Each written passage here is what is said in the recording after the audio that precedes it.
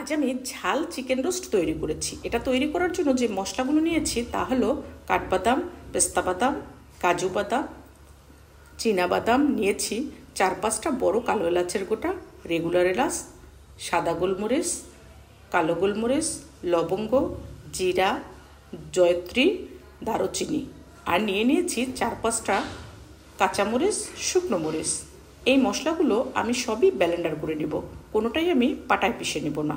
তারপরে নিয়েছি ভেজে রাখা জিরার গুঁড়ো, ধনিয়ার গুঁড়ো, আর নিয়েছি লাল মরিচের গুঁড়ো, সাথে জর্দার রং।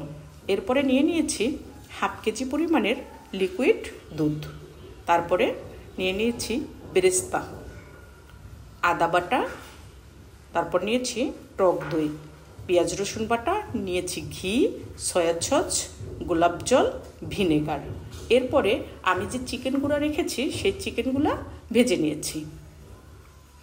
আমি এই চিকেনগুলো আগেই মশলা মাখিয়ে প্রায় 20 মিনিটের মতো রেখে দিয়েছি।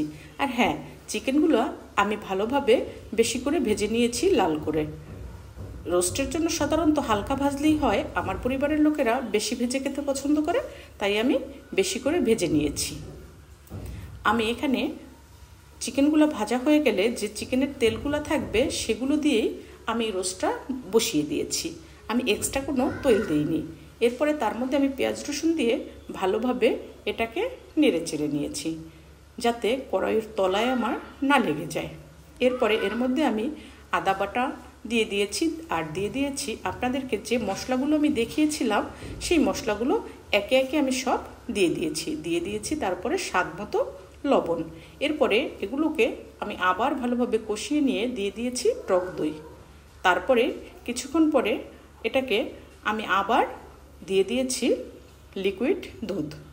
দিয়ে এটাকে আমি ভালোভাবে নেড়ে চেড়ে নিয়ে যখন আমার মশলাটা হয়ে যাবে, এরকম হয়ে এসেছে, তখন আমি তার মধ্যে আমার ভেজে রাখা চিকেনগুলো দিয়ে দিয়েছি।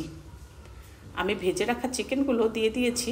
এখানে আমি 20 পিস চিকেন নিয়েছি রোস্টের জন্য, আমি 5টা মুরগি নিয়েছিলাম।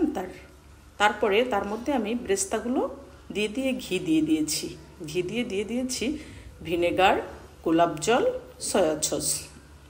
এরপরে এই গোলাপ জলটা আমার দেওয়া হয়ে গেলে আমি এটা ভালোভাবে আবার নেড়ে চেড়ে নিয়ে তারপরে আপনাদেরকে দেখাচ্ছি যে কিভাবে ঝাল চিকেন রোস্ট হয়। এটাকে তারপরে আমি ঢেকে রেখেছি। দেখুন, হয়ে গেছে আমার ঝাল চিকেন রোস্ট। হয়ে যাওয়ার পরে এর মধ্যে আমি কিছু বেরেস্তা ছিটিয়ে দিয়েছি।